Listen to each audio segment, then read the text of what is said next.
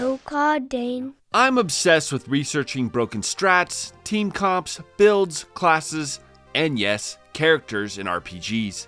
Over the last year, I've made multiple top 10 lists going over some of my findings. Today, I've compiled 50 of those characters into a single list. Now, just a quick refresher, when I say broken, I pretty much mean that through a character's abilities, build, equipment, or stats, they trivialize the difficulty of their respective title. If you're new to the channel, why don't you subscribe? Also, if you would like perks like requesting your own video, exclusive content, and access to the pro community chat, click on the link below and join the pro tier on Patreon for only $5 a month. Now, with all that out of the way, let's get started with 50 broken RPG party members.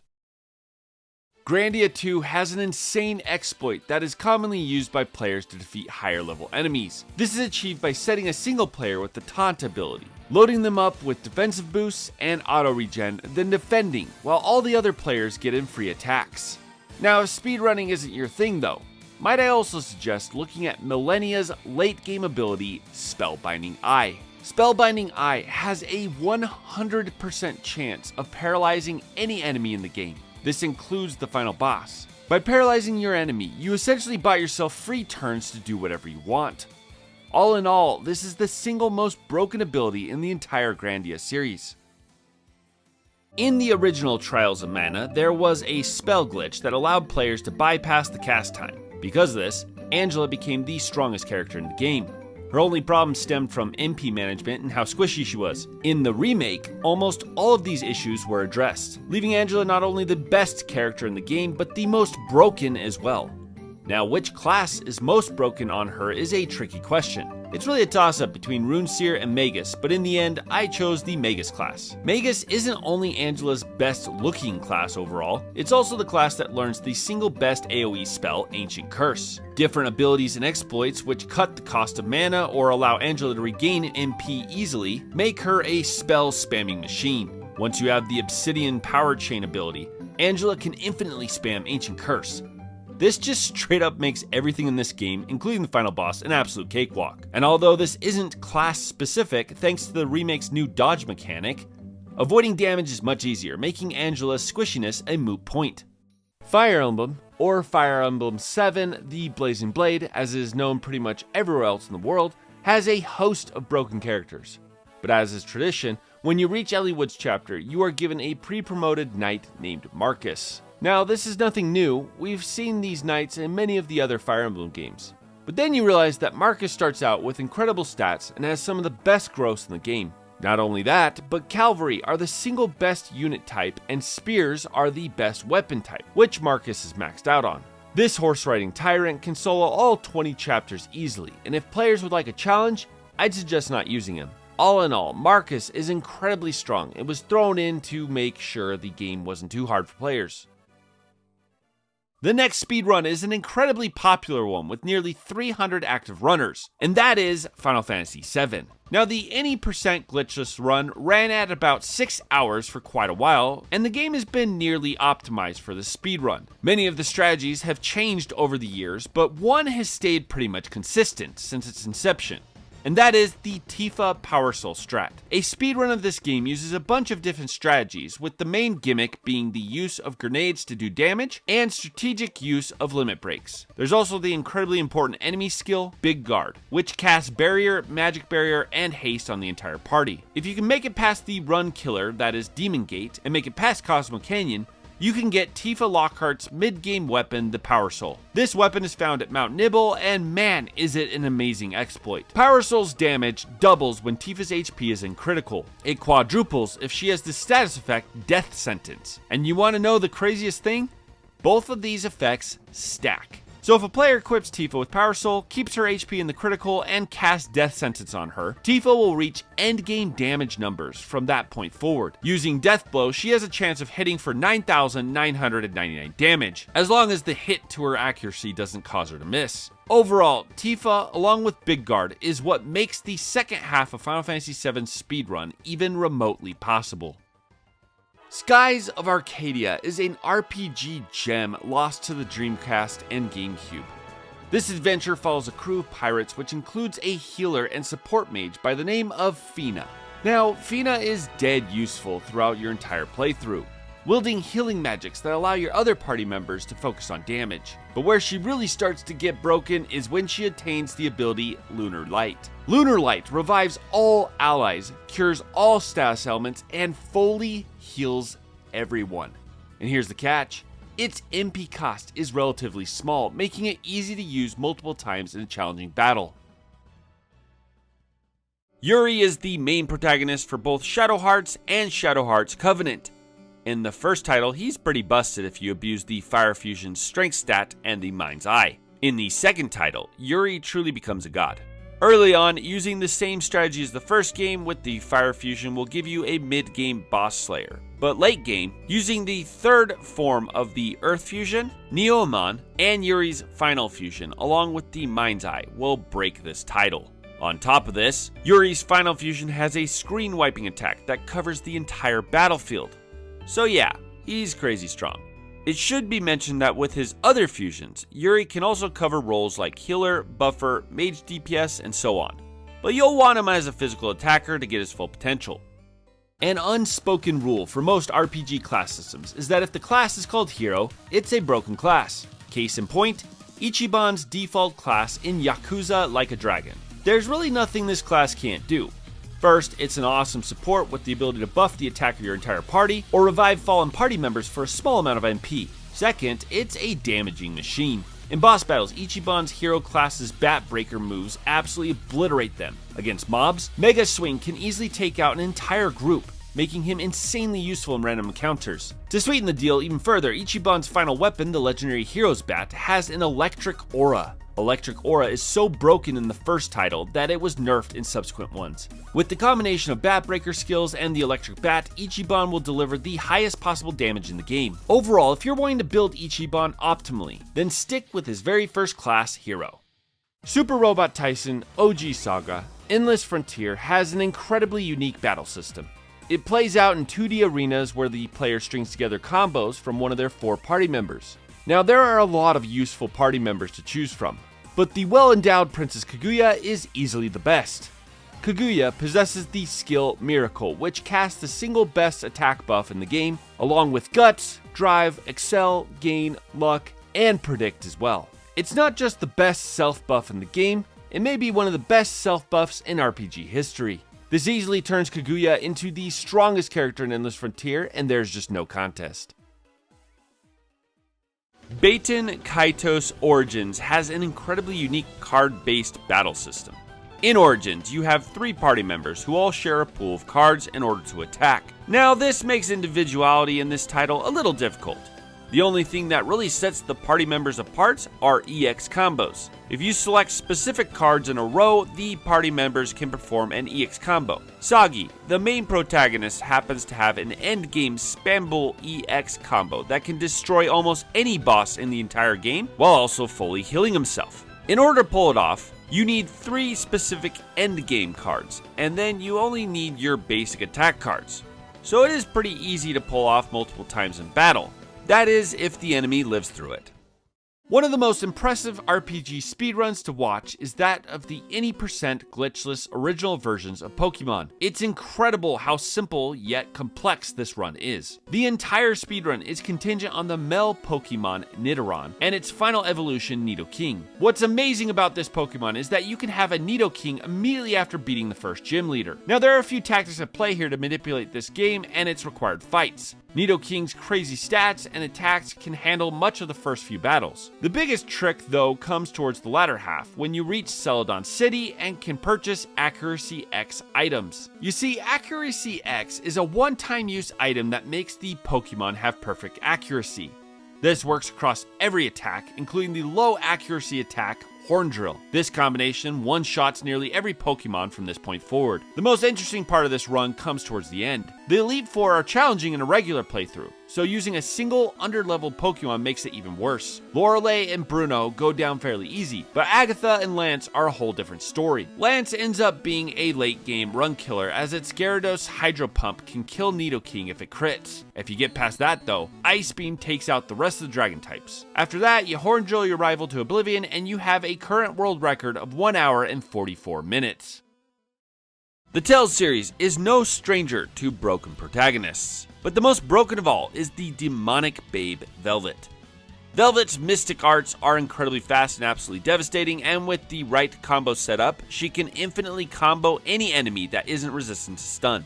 Swallow Dance, Gouging Spin, Harsh Rebuttal, and Rising Moon make up the best combo in the game, and if spammed with the use of her mystic arts, Velvet's damage potential is unstoppable. Phantasy Star 4 is a Sega Genesis masterpiece that has aged relatively well over the years. What hasn't aged well is party consistency, as so many of the party members are in and out of your party throughout your entire playthrough. The core four, Chaz, Ren, Rune, and the 9th member of this list, Rika, are some of the best in the game, not just for accessibility, but capability as well. Rika has the game-breaking move Saner.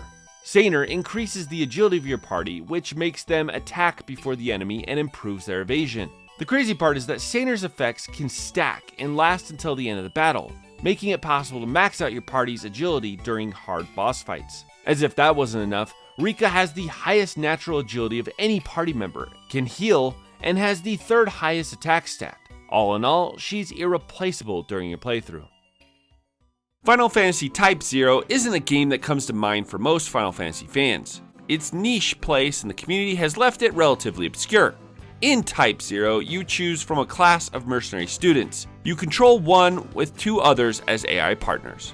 Now, there is a few ways to break this game, but no character is more exploitable than Deuce. First of all, Deuce's physical attack is 360 degrees, and its area of attack grows as you play your flute. This allows you to often soft lock entire mobs of enemies. Second is her invincibility build. Given her avoid ability and the right setup, she is nearly untouchable. Finally is her support. She can both heal herself and her party, as well as send the AI party members into a stat-enhanced berserk mode. All in all, Deuce holds her place as the most broken FF Type 0 party member. In the world of Fire Emblem, the protagonists often get the raw end of the deal. Late promotions have plagued the protagonists of this series, but all of that changed with Fire Emblem 3 Houses. Byleth is the absolute strongest protagonist in the series. They can be built into almost any class in the game and outpaces nearly every party member in the Fire Emblem universe. Now, I know what you're wondering. Is there a difference between female and male Byleth? And the answer is yes. Female Byleth is smoking hot and male Byleth looks like an idiot. I mean, female Byleth is the better choice and the stronger character with access to the female-only classes, which includes one of the best classes in the game, the Falcon Knight. With increased mobility, access to more weapon types, and incredible damage potential, Falcon Knight Byleth creams the competition. Ryu, the chosen dragon from the Breath of Fire series, has always been fairly broken. His transformations in the first 2 titles lended him immense utility, and late-game Breath of Fire 4's Ryu could absolutely destroy. But the truly broken blue-haired wonder of this series is Ryu from Breath of Fire 3. Due to the master mechanic, this game is just completely busted, and Ryu is no different. Now, unlike many of the other heroes on this list, there isn't a single way to break Ryu. If you keep Ryu dead and at level 1 until you receive the Master Bunyan, you can start him off with an incredible strength and speed stat boost.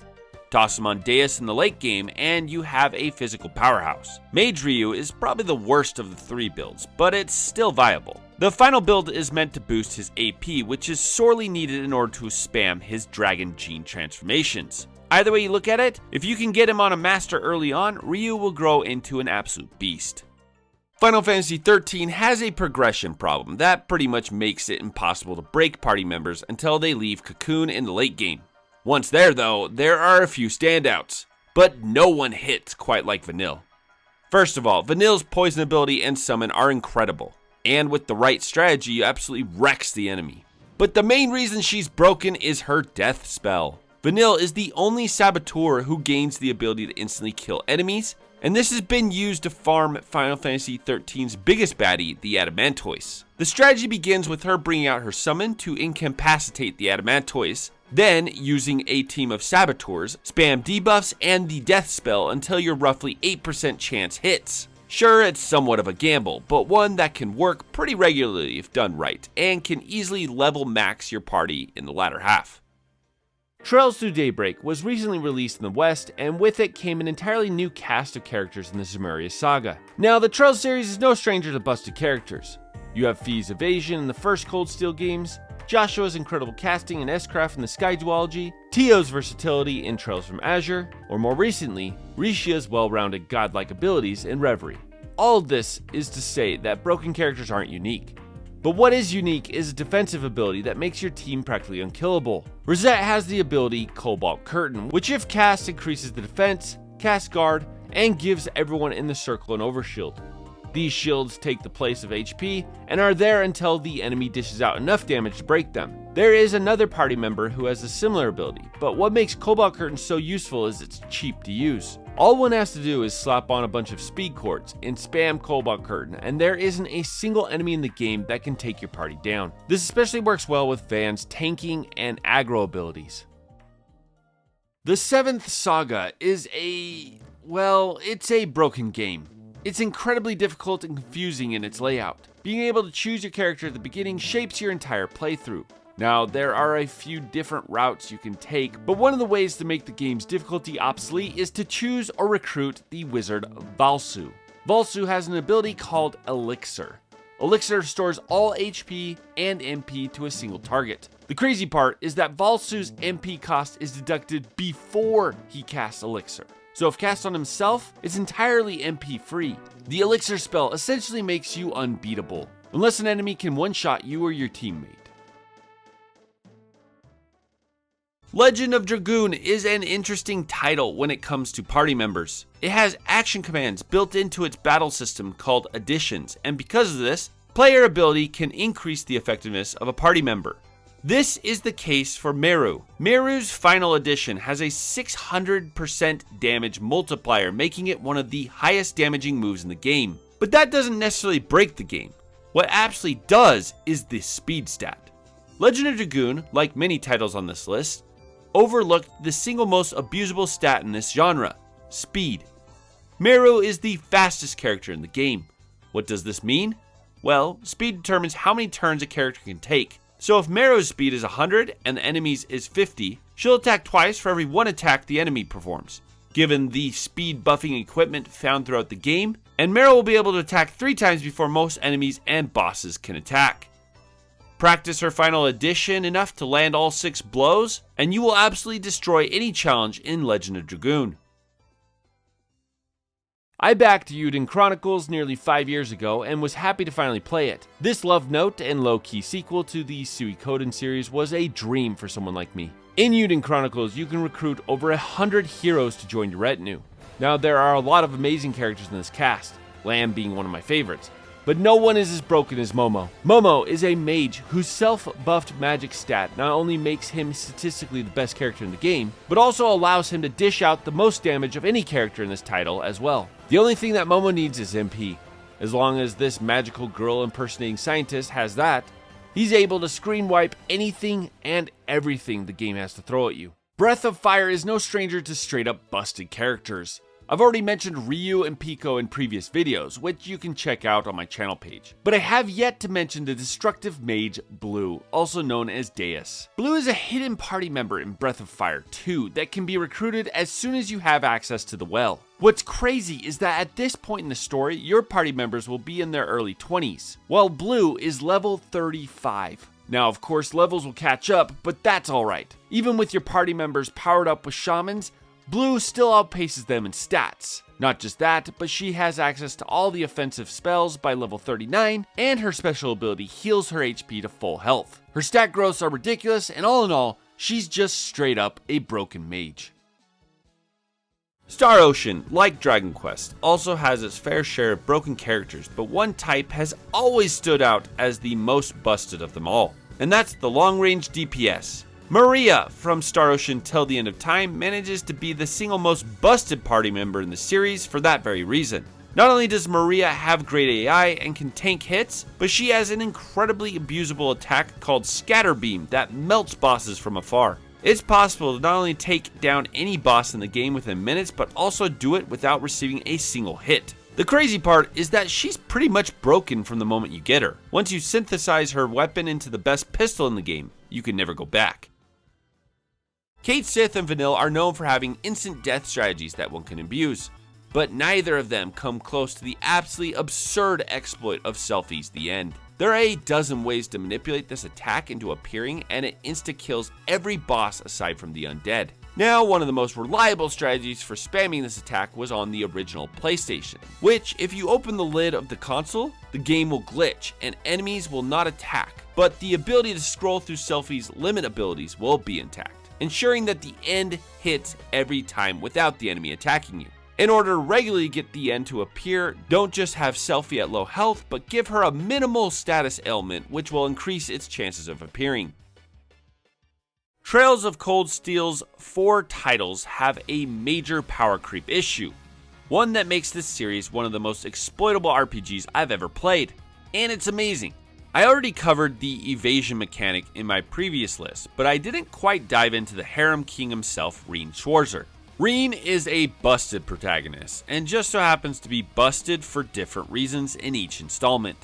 He's probably most broken in Trails of Cold Steel 1 and 4. In 1, he can use delay gems and arc slash to indefinitely delay all enemies' turns.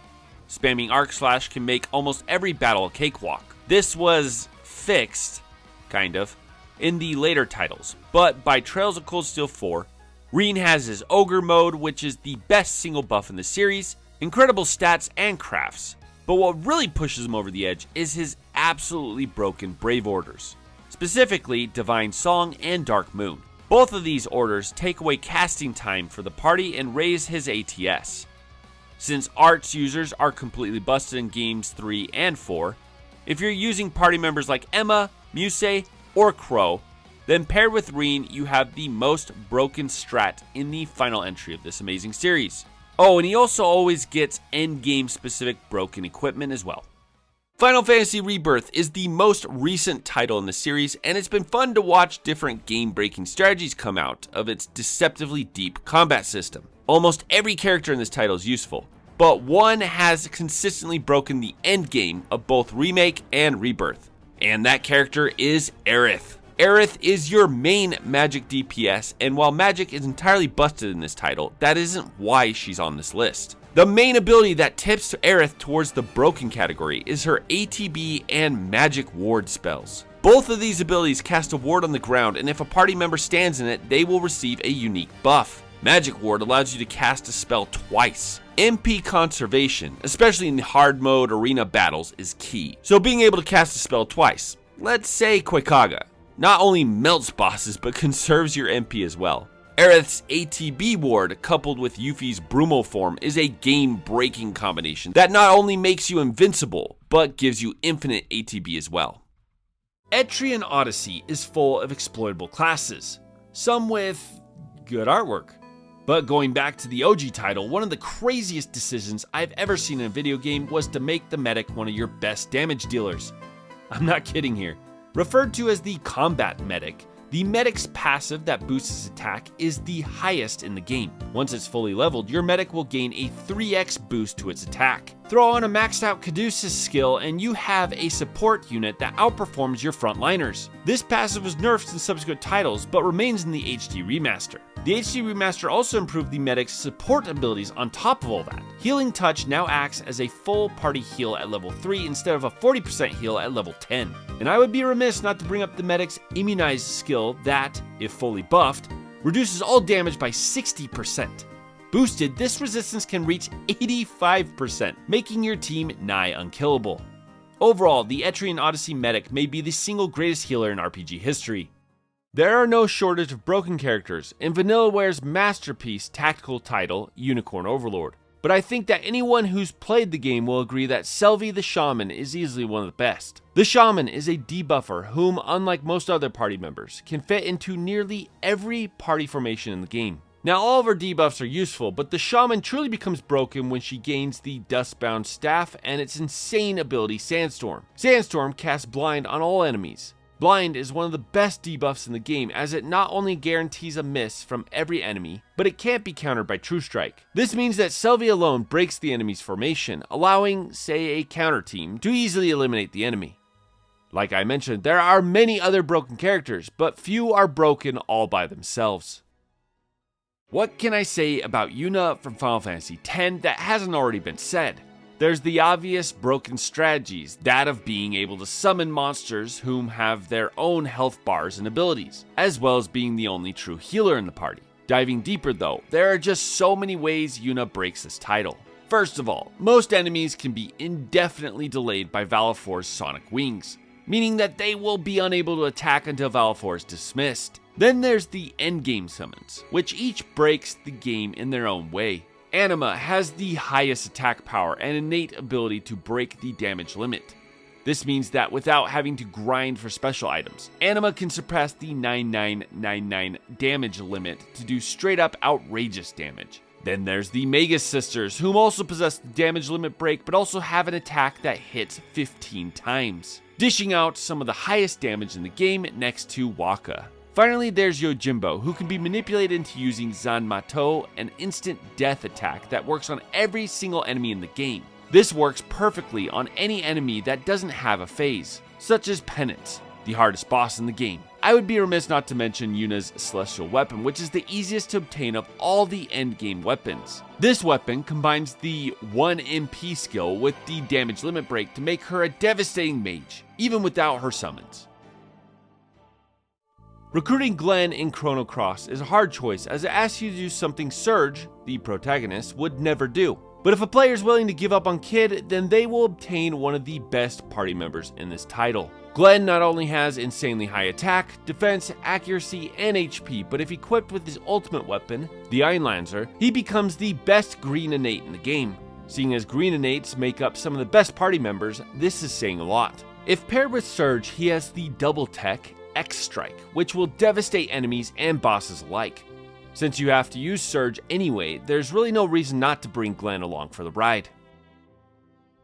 In Fire Emblem Awakening, the first generation of characters can get married and have children, which due to some time-traveling shenanigans, join the party as second-gen units halfway through the game. Now, the second-gen units are much better than the first due to them inheriting the top passes of their parents. This allows one to strategically build insane units with incredible abilities.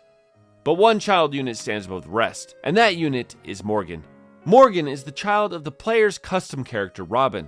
Robin has access to some of the best skills in the game, but the catch here is that Morgan is the only character that can be a third-gen unit. If Crom marries a god tier unit, preferably a Pegasus Knight, he'll pass all their abilities to Lucina. If Robin then marries Lucina, you can pass all the best skills in the game to Morgan. All in all, Morgan is incredibly strong and completely customizable, making her the best character in the game. Wakka might not seem like much next to characters like Yuna, whose summons are broken in and of themselves, or Riku, who we'll be discussing shortly. But the lovable Blitzball player holds an incredible secret. If you abuse different exploits in Blitzball and unlock his limit and final weapon, Wakka, using attack reel, can do the most damage in Final Fantasy X, and it's miles away from anyone else. You see, every time attack reels comes up, it's positioned the same way. So with a little bit of practice, you can get double attack each time. Couple this with his Loner Overdrive ability, and you can spam this devastating attack constantly. Sure, it's not as flashy as other party members, but overall, Wakka's enemy breaking attack sets him in the upper part of this list. I'm not a huge fan of Final Fantasy VIII. I know why it's popular. It's a broken game. There are so many exploits that fans just love to take advantage of. One of these exploits is the seemingly endless damage loop of Zell's limit break. In Final Fantasy VIII, when a character's health is in the critical range, they will receive access to their limit breaks. Squall's is incredibly strong, and Selphie has an instant kill attack that can be abused, but Zell's is a whole nother story. Depending on his health, you will receive up to 12 seconds to perform certain combos that are randomly given to you. But what you're looking for are the two shortest and most common combos, Punch Rush and Booyah. Given some practice and fast reflexes, it is possible to do over 100 combos. This can accumulate into over 1,000,000 damage, which there isn't a single boss in the game that can withstand an attack like that. Xenoblade Chronicles 3 is the culmination of all Xenoblade games, and is a must-play for fans of the genre. But as far as characters' uniqueness, the 6 party members kind of fall flat. There are only small differences between each warrior, that is other than the protagonist, Noah. Towards the last third of the game, Noah gets access to his talent art, Unlimited Blade. This lets him use his Lucky 7 sword for a set amount of time, and the potential to break this build is incredible. Depending on which role he's in, he'll have specific arts, but the real kicker is through a specific strat as a defender, you and your party can become invincible. Ultimately, Noah is completely busted and makes for one of the strongest Xenoblade protagonists in the series. Now, I've already talked about how busted Aerith's wards are in Final Fantasy VII Rebirth.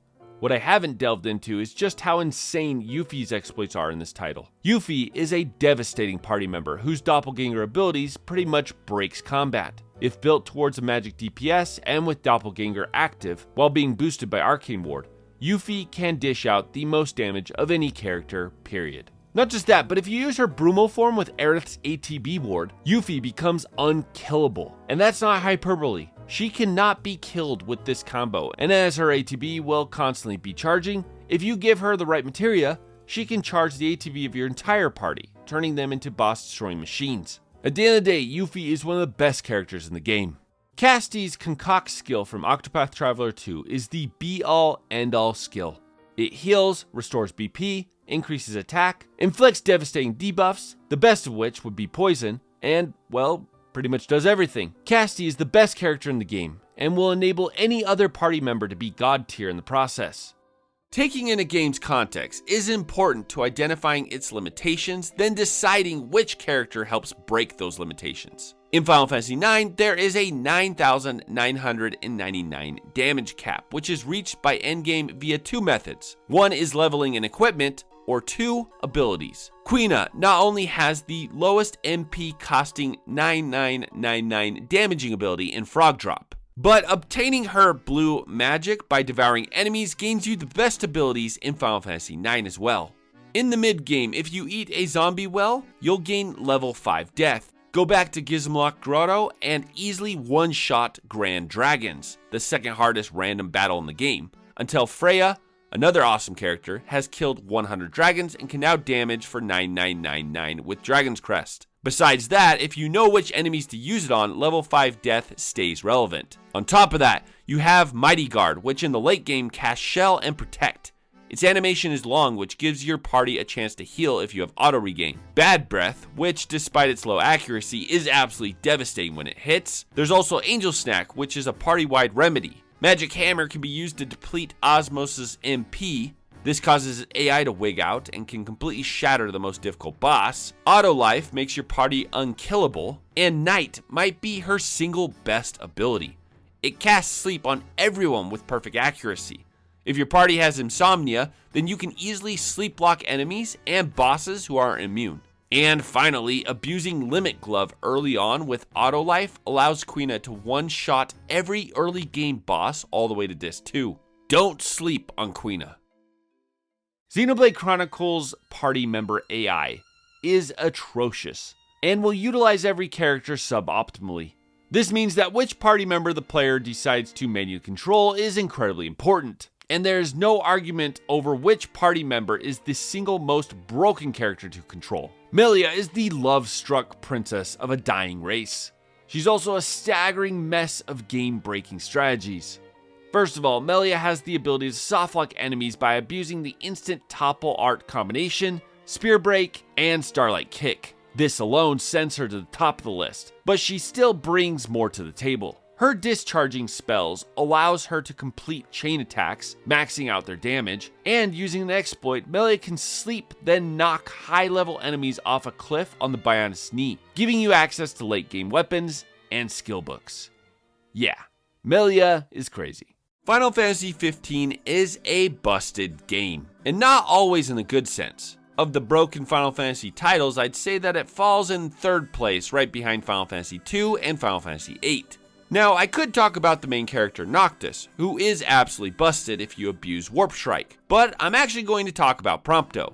It's obvious that the devs never originally planned on giving you control of a long-range character who utilizes a machine gun and rocket launcher from the beginning. This is an absolutely insane exploit that lets you blow up mobs instantly, racking up early game experience. But the bazooka isn't the only way Prompto is broken. because a long-range character was never considered during development. Many of the hardest boss battles can be cheesed by having Prompto stand out of attack range and slowly pick away at their health with his guns. Overall, Prompto might be the single greatest broken character in any action-based Final Fantasy. Shin Megami Tensei is a masterclass in turn-based RPG mechanics. Atlus is full of evil geniuses when it comes to game design. Just boot up SMT3, also known as Nocturne, and you'll see what I mean. This game is difficult. That is until it's not. The Demi-fiend is our silent protagonist, and in true SMT style, is completely customizable, all the way down to his individual stats.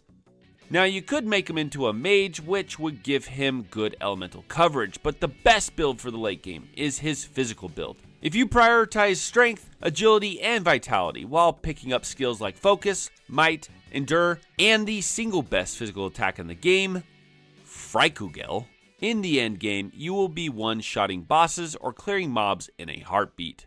Pico is such an interesting party member, and breaking him is a unique experience.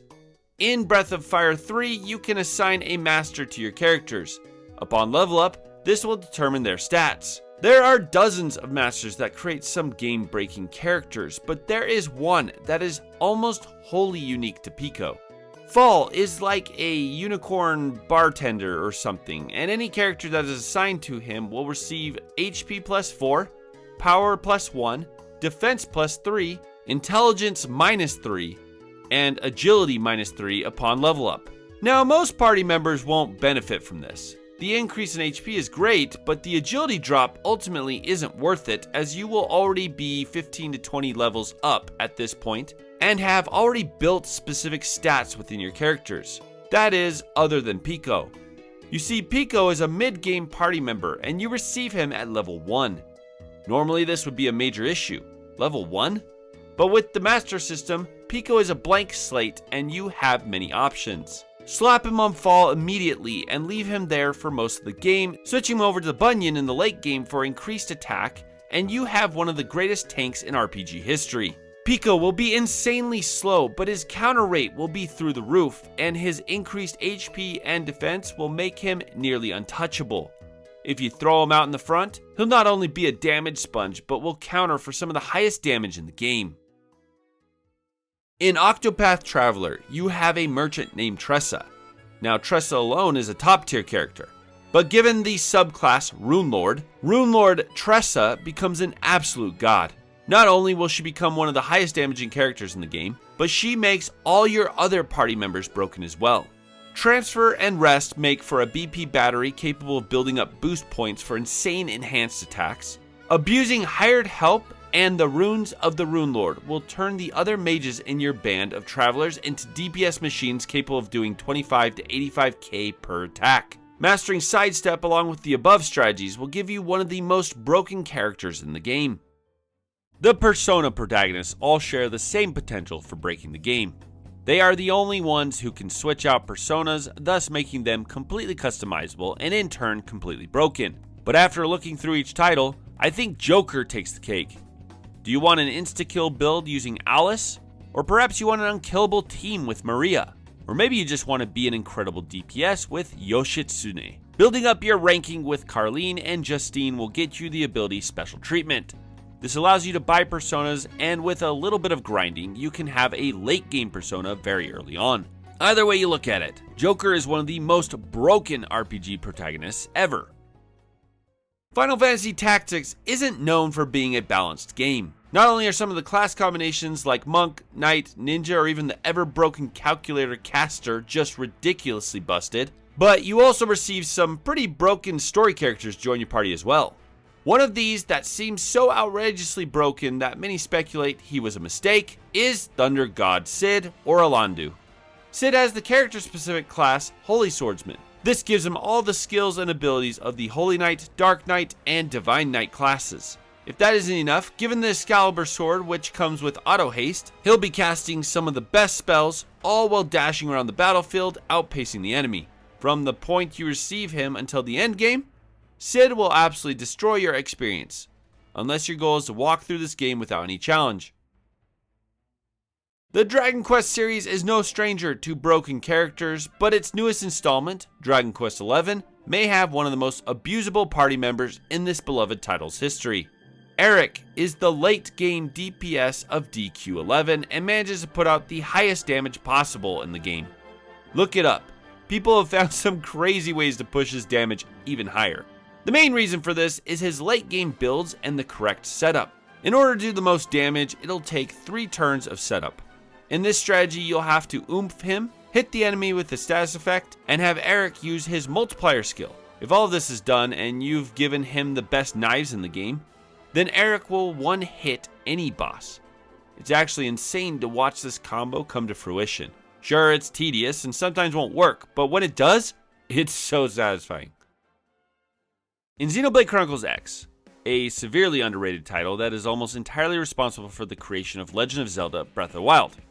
Look it up. Anyway, you can create a hero called Cross, and Cross is a god given the right build. You see, there are multiple builds you can go with in Xenoblade Chronicles X. There's the Black Bane insta-kill build that uses the ray gun, or you can absolutely abuse the overdrive mechanic with specific builds. But the most infamous, and probably the most broken, is the Blossom Dance build, which can one-hit every single enemy in the game, as is common with Xenoblade games. The build is complicated to explain, but if you're curious, I'd suggest checking out Anel's video on the topic. This guy is practically the Einstein of the Xenoblade series. It's exciting to see the sleeper hit Legend of Heroes series getting recognition in the West. This is almost entirely thanks to the PS Vita titles Trails of Cold Steel 1 and 2. In the first 2 Cold Steel games, there was, well, let's call it a miscalculation by the devs. The evasion stat is incredibly abusable, especially in the second title, and there is one character with the highest natural evasion stat that becomes such an indestructible tank that it makes boss fights laughable. Fie Colossal is the evasion tank to end all evasion tanks. If given her starting Master Quartz Raven or the Thor Master Quartz, 2 Evergreens, evasion equipment, and counter damage specific quartz, she will not just only evade most physical attacks, but she'll counter with incredible damage and chain that damage into a team attack. Now, you would think that magic attacks might offset this, but in the first 2 games, enemies rarely use arts, and what arts they do use can be disrupted by Cold Steel's busted protagonist, Rean. Sailor Moon, Another Story is an absolutely broken SNES RPG that many of you have probably never played. This game follows the well-known protagonist Sailor Moon and her magical girlfriends. Each party member comes with their own advantages, but none surpass the straight-up busted Sailor Pluto. Sailor Pluto possesses the outrageous ability Stop Time, which stops all enemies from acting for 3 turns. This includes bosses and yes, even the final boss. It has a 100% chance of hitting and costs 12 AP, which can easily be recovered via items, or will be auto-recovered at the end of each battle. Rita from Tales of Vesperia has a unique place in that game as a DPS caster. Sure, there are really great characters in this game, but Rita simply breaks it with her nearly unlimited, extremely fast, and with the right passives, undisrupted spellcasting. Rita has screen wiping spells, and if set up with magic 1 through 4, spell end, lucky end, rhythm, and heavy magic with resilience to avoid spell disruption, and her best accessory, Zell's necklace, you have a nuclear bomb able to solo any battle in the game. Once you have that set up, spam Meteor Storm and Tidal Wave, and the battlefield will be cleansed of all enemies. In the history of Final Fantasy, one class that has always been immensely exploitable is the Chemist. Riku from Final Fantasy X has an over limit called Mix, where you can combine different items to produce a whole host of effects. This ability is broken from the moment you get her, and stays that way all the way to the end game if you know what you're doing. She has dozens of awesome mix abilities like Ultra Null All, which makes you invulnerable to elemental damage while granting every single stat boost on your entire party. Chaos Grenade, which hits hard while casting Slow, Poison, Darkness, Silence, Full Break, and Sleep on the enemy. Hyper Mighty G, which casts Shell, Protect, Haste, Regain, and Auto Life on all your party members. Hot Spurs and Eccentric, which boosts everyone's overdrive charge. Couple this with endgame weapons allows you to spam damage-focused overdrives like Wakka's Tack Reels or Titus's Blitz Ace. Sunburst is probably her best attacking mix, but you'll mainly be focusing on support. In the end, her mix ability is incredible and has been used to abuse this title from beginning to end. Xenoblade Chronicles 2 is the most broken game in the series, and Tora's custom robot girls, specifically Poppy Cutie Pie, make for the RPG genre's most broken character, period. Now, the explanation is kinda hard, because in order to truly understand just how abusable the systems in Xeno 2 are, you need to, well, understand them. But needless to say, here's the short and sweet breakdown. Poppy Cutie Pie, unlike other blades in the game, is completely customizable. If built with the utmost damage and critical skills in place, her damage over time ability plus her own massively devastating attacks, along with the blade combo finishing move Eruption, will cause over 1 billion damage. Yeah. If you're interested in learning more, I highly recommend giving Enel's channel a watch. He breaks down the in-depth workings of the mechanics and shows off just how devastating Poppy Cutie Pie is. Hey everyone, thanks for watching. If you like that, why don't you check out my retrospective series where I'm beating every PS2 RPG. Be sure to like, share, and subscribe, and I'll see y'all later.